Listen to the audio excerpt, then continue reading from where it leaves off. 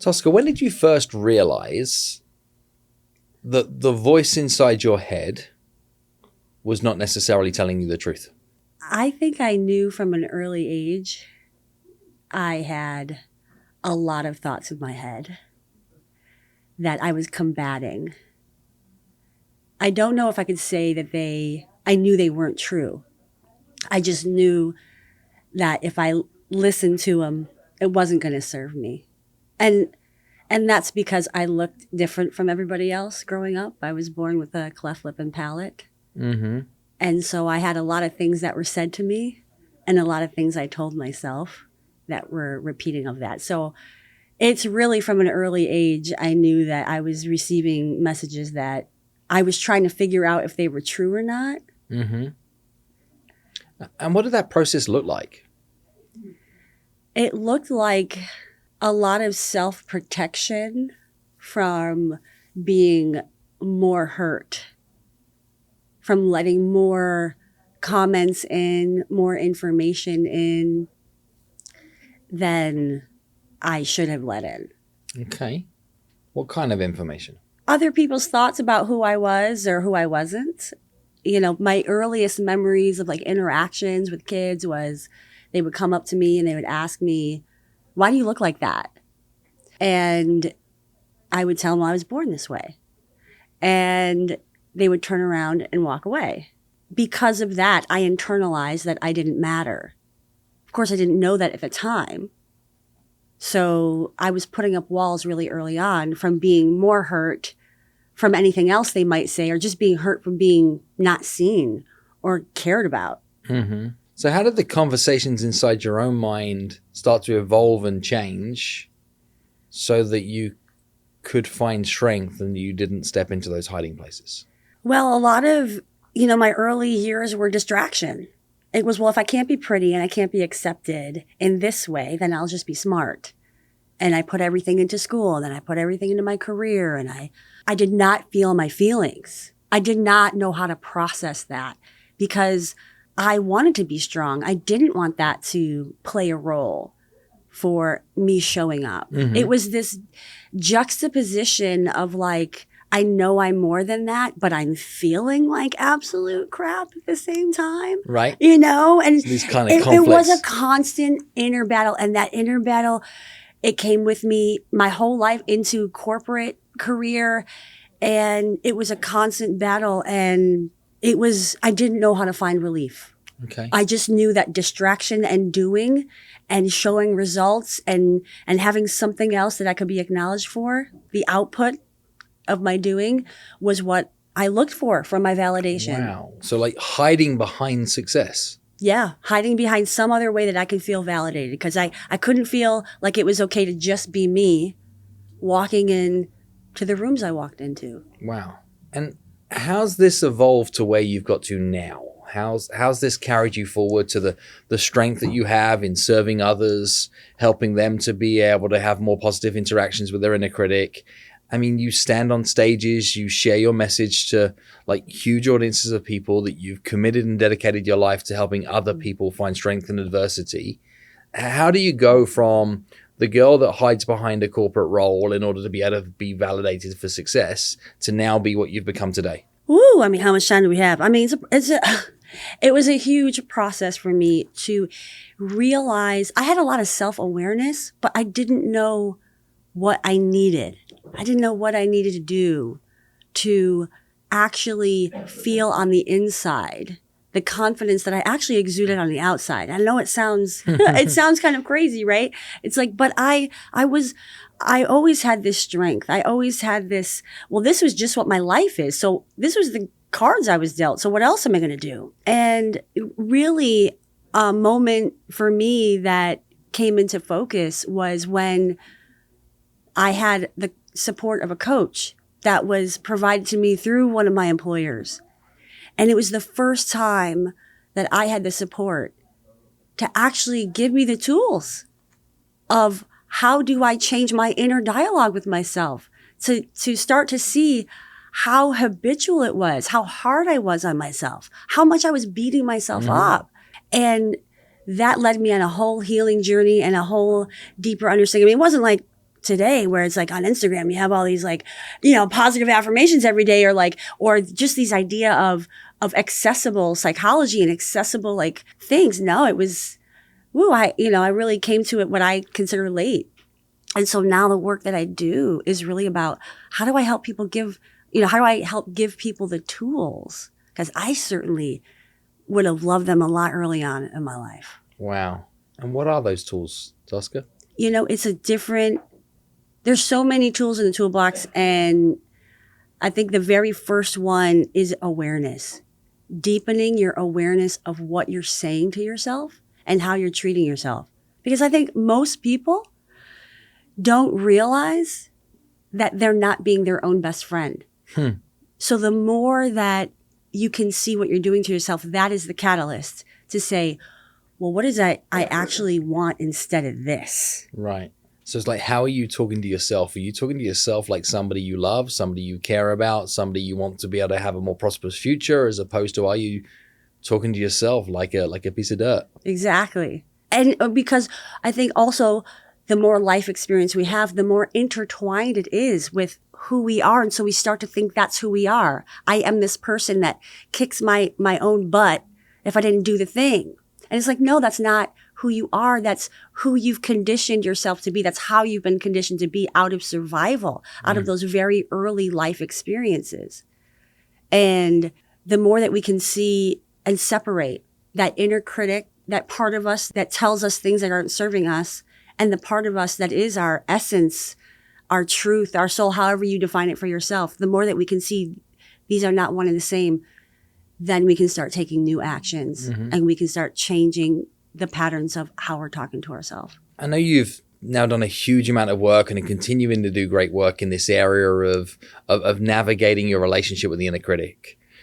Who doesn't have an inner critic? Who doesn't have one? I would argue that everybody has these voices inside. Okay. And, there's some data, out there that will say that, well, it's this percentage of the population, it's that percentage of the population. But I think there's actually a whole lot more research to truly understand, like the inner dialogue, that to really show this is a human experience. If there's somebody listening into our conversation today and their inner critic is winning, their inner critic is the loudest voice inside their head right now. Their inner critic has the stage, has the microphone, has the spotlight, and has all the eyes on them. What advice would you give to that person to maybe shift the focus to somewhere that's more serving?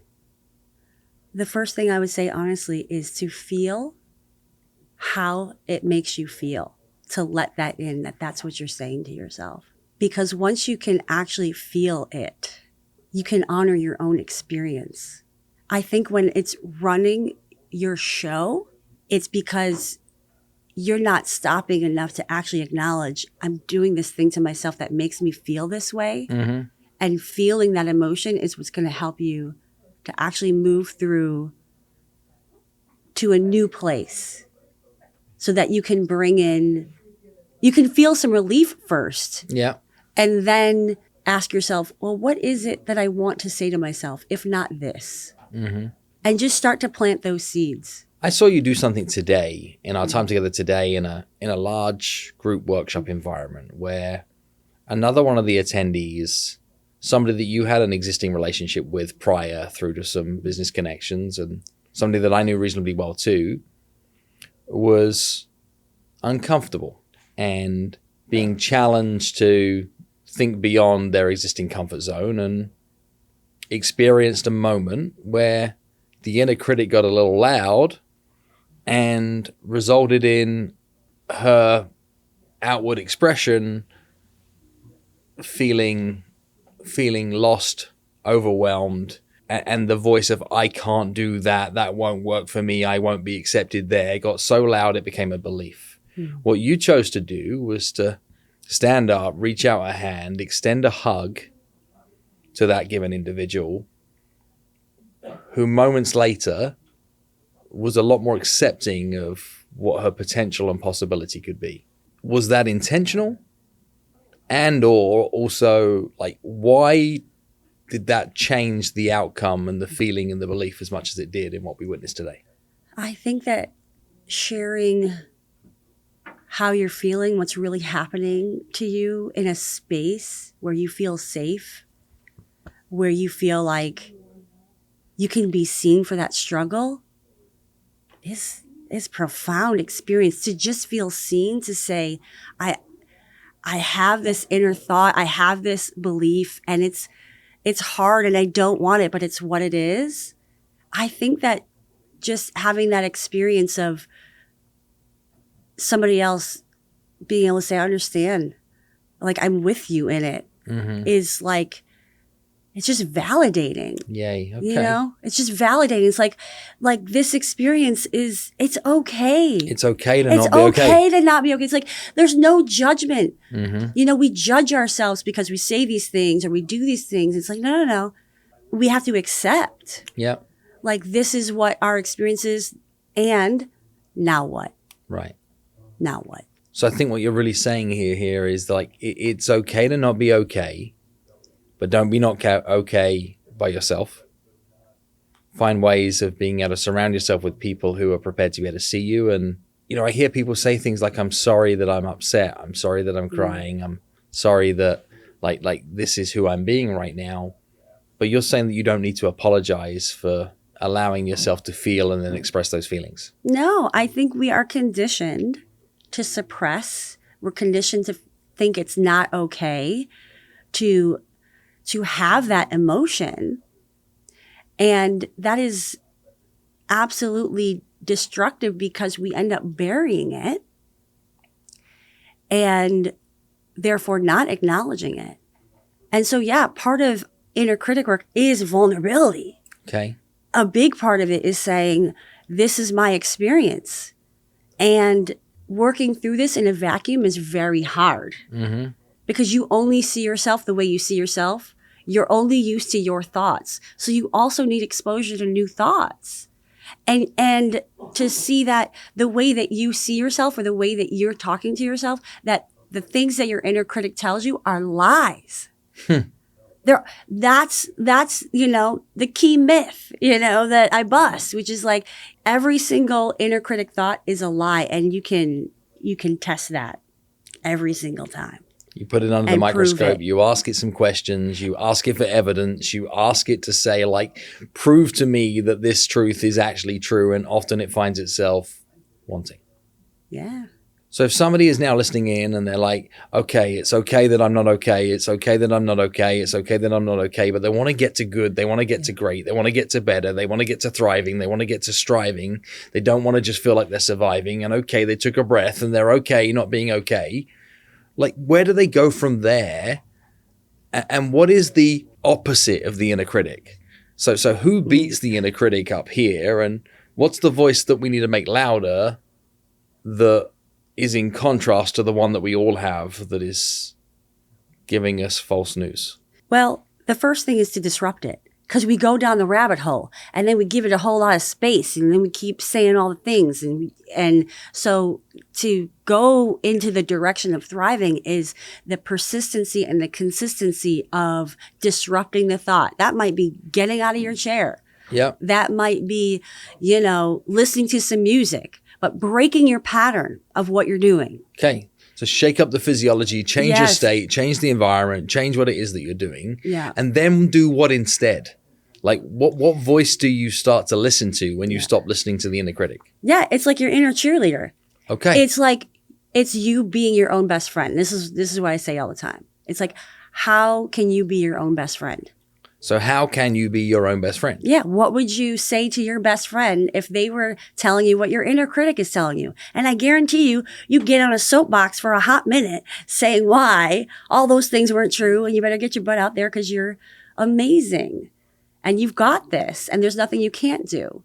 But you have to teach yourself to access it, not in a facade mindset, but to get to an embodied belief of that. And I'm not saying that happens overnight. It is a process because you spent how many years beating yourself up? And now you want to practice being your own best friend and believing that what your best friend is saying to you is the truth.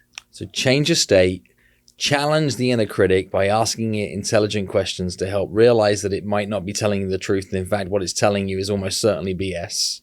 Yeah.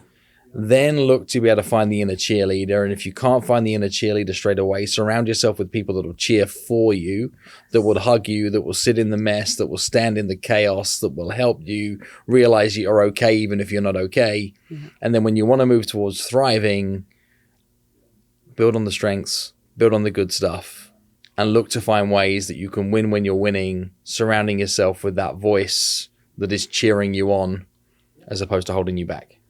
Yeah, and honoring what it is you actually want. Because our inner critics are often putting fear in front. Okay. Versus honoring how you actually want to move in the world. So whether that's a values-based or whether that's, I actually have this dream, but it's like to thrive is to honor, these are my true dreams. These are the things I really want to go after. And I'm going to be my own best friend in the pursuit of that. Okay. And believe that it's possible. So Tosca, knowing the giant heart you have, knowing the wonderful person that you are, in that camera over there right now is a best friend that you care about deeply, that has found themselves being okay, not being okay, that needs somebody to cheer for them right now, today. If you were cheering for somebody that you cared about and having them borrow your belief in them, what would you say to them if they were there right now so that they can listen to your voice in place of their inner critic? I would say to you that there's nothing that you can't do. That whatever limiting belief that you have is a lie. And so remember what the truth is. Remember that what's really happening is a whole lot of conditioning underneath possibility. So remember that you're not alone and anything is possible for you. Tosca, you're awesome. Thank you for being here today. Thank you for being in this conversation. Thank you for helping so many people get in control of probably the most important conversation of all, the conversation you have with yourself about yourself every single day, and the ability to learn to be curious and kind towards the thoughts that you have is a superpower. The ability to care about what you really should be caring about inside your own mental health is something that is so rarely talked about, but so important towards our world. And thank you for having the courage to invite people to unlock their courage in stepping into versions of themselves that they knew was possible, but they didn't believe would come true. Thank you, thank you, thank you. Oh, thank you for this opportunity. I appreciate it.